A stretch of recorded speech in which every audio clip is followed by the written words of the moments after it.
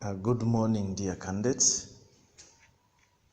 This is St. Francis, again sending you another lesson of English. This is lesson 3, where we are under the topic of school holidays.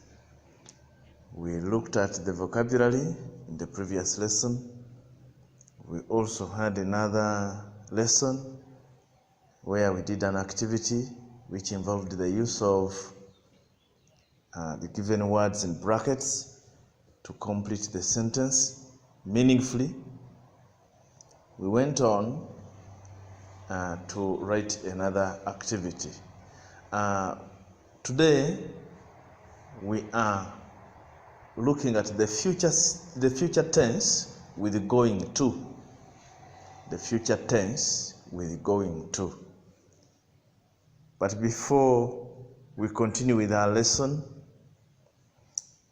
let us first have the spelling activity. Have your book and pen ready to write down the words that we have for the spelling activity. Word number 1 is aunt. Aunt. I mean the sister to your mother or the sister to your father. Aunt. Word 2, August. August. I mean the 8th month of the year. The 8th month of the year. Number 3, September. September. September. Number 4, address. Address. Address. Number 5, pronunciation. Pronunciation. Pronunciation. So let me hope we've written the 5 spelling words, where number 1 is supposed to be aunt, number 2, August, number 3, September, number 4, address, and number 5, pronunciation. If you feel you failed any of those words, you are going to write the word corrections in capital letters, have it well underlined, after which each word you fail is supposed to be rewritten 5 times, and vertically, not horizontally. The spelling for number 1, or the correct word for number 1, would be A-U-N-T. A-U-N-T. That is aunt. Number 2, August. Capital A, capital A, U-G-U-S-T.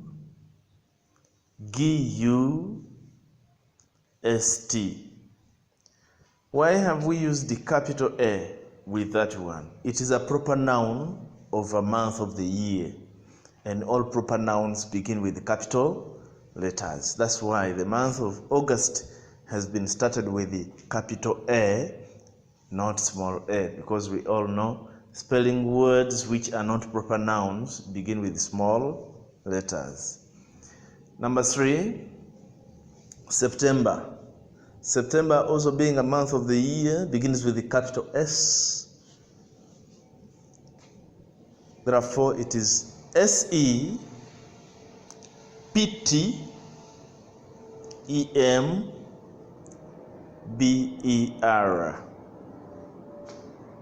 S-E-P-T-E-M-B-E-R.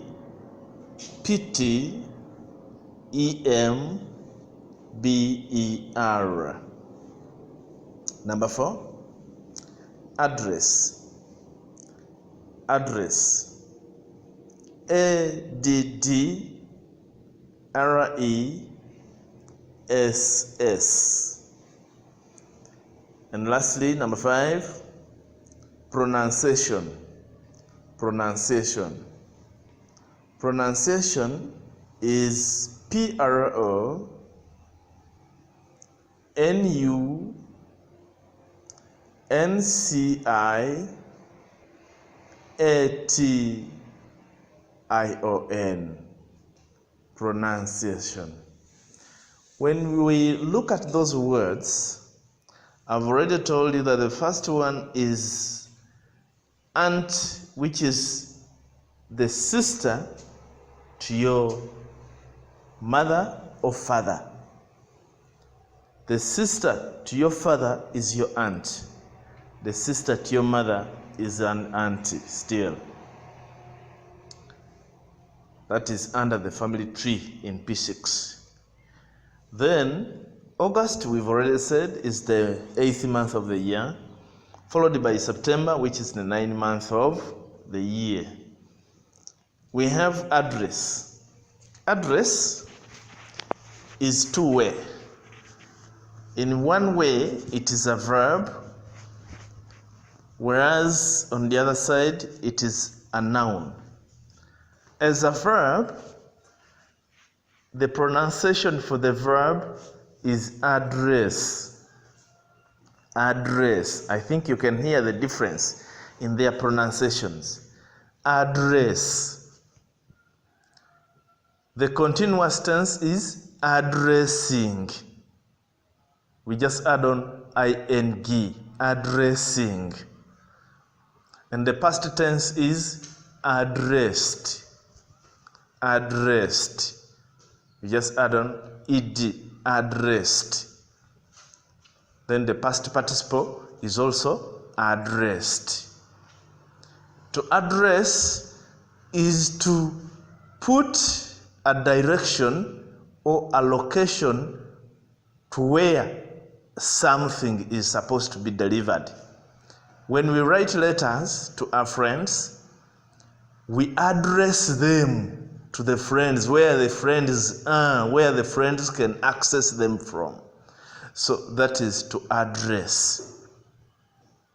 Then, address as a noun. I think you can hear the difference in the pronunciation. The verb is address, whereas the noun is address. Address, that is the direction of where one stays. The location where one stays, that is an address. When we leave that, we go to the last word, which has been pronunciation. Pronunciation is how the word sounds when you've read it. We've been looking at the word address as a verb, and then address as a noun.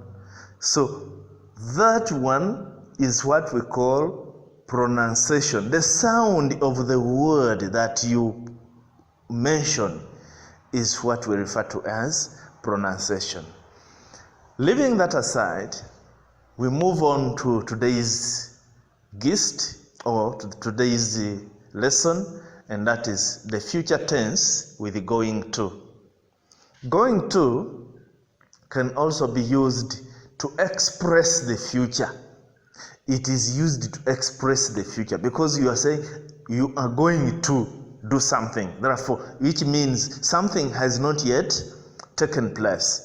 And therefore, it is used to refer or to express the future, to express that something has not yet been done, but you are going to do it. It can be used when one has a definite intention, an intention that may not be stumbled by anything, a specific arrangement over something. So I'm going to do this. You are determined and you have already decided that you are going to do that. So that's what it refers to. That's what it implies. So with going to, we feel that there is a future which is expressed because something has not yet happened but is about to happen. It may happen soon. Going to is used to replace will and shall in the future tense. Where you see will and shall, we can directly put going to, and the sentence makes sense. With the plural subjects, we use a helping verb to add on going to. Whereas with the singular subjects, we use is or as helping verbs, and then we add on going to. That one can make us have some examples down. I shall see my friend tomorrow. I shall see my friend tomorrow. Remember, we've said going to can directly replace will or shall. And in example 1, we are saying, I shall see my friend tomorrow. We are going to replace shall with going to. But remember, I takes as a helping verb. Therefore, the answer becomes, I am going to see my friend tomorrow. I am going to see my friend tomorrow. So we've brought the helping verb am to move with the pronoun I, and then we added on going to, then we brought the action which is going to be seen, or we brought what is going to be done by the speaker or by the person in the subject, that is I. Example 2. The Shamba boy will fetch water this morning. The Shamba boy will fetch water this morning. When we look at the Shamba boy, we see a singular subject. Only one Shamba boy will fetch water this morning. And therefore, we are going to use is because of the subject, which is singular. Singular. In the first one, we use the am because pronoun I is a personal pronoun which refers to the very person who is speaking. But there it is second person, singular. The Shamba boy will fetch water this morning. The Shamba boy is going to fetch water this morning. We've brought the subject, which is the Shamba boy. Then the helping verb for singular subjects, which is, we've added on going to, then the action which is going to be done. Fetch water this morning. Example 3. Will you sell the banana in the market? Will you sell the banana in the market?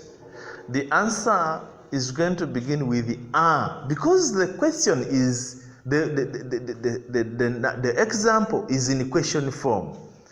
The example we are dealing with is in question form. Therefore, we are supposed to begin with the helping verb, which is going to maintain the answer in question form. Since the example, the first sentence is also in question what? Form. Are you going to sell the banana in the market? Will you sell the banana in the market? Are you going to sell the banana in the market? We brought the helping verb because you can refer to either singular or plural. And now, in this case, we don't know how many people they are referring to because they have used the you. Will you sell the banana in the market? Are you going to sell the banana in the market? Therefore, you, since it works with both singular and plural, we have decided to apply a helping verb which works with the plural. Those are the three examples we are seeing. The first one says, I shall see my friend tomorrow. I am going to see my friend tomorrow. The second example, the shamba boy will fetch water this morning. The shamba boy is going to fetch water this morning. Will you sell the banana in the market? Are you going to sell the banana in the market? So we have seen that where there is will, we are replacing will with going to. We should not forget the helping verbs that have been given to us to be used with singular and plural subjects. Then, after those three examples, I feel we can refer to those examples and do this activity. There is work to do. Rewrite the sentences using going to. Atubo will write to us as soon as he reaches Lira. Number 2, she will help her parents at the farm next week. Question 3, I won't listen to the public address. Question 4, the AIDS victims are afraid they will be ill. Question 5, the head teacher will address the pupils at the assembly. Question 6, I shall stop Melanie from reporting there. Question 7, the bedrooms will be painted today. Question 8, the mechanic will have the tractor ready this evening. Question 9, Odong will travel to Kigali next year. Question 10, the new term will commence in the last week of September. Question 11, Okello said, I shall continue begging from the rich. Question 12, I shall inform Kabuzi about it. Question 13, Okidingi and Ole think it will rain next week. Question 14, the second years will tease the first years in the secondary school. Question 15, we shall enjoy our brother's birthday party next Wednesday. Question 16, they will write to their pen pals next week. Question 17, we shall revise our books during the holidays. Question 18, the candidates will write their final exams in the first week of November. The candidates will write their final exams in the first week of November. Good morning, everybody. Keep yourselves safe. Please keep social distancing and therefore maintain the SOPs for safety of your lives. Have a good day.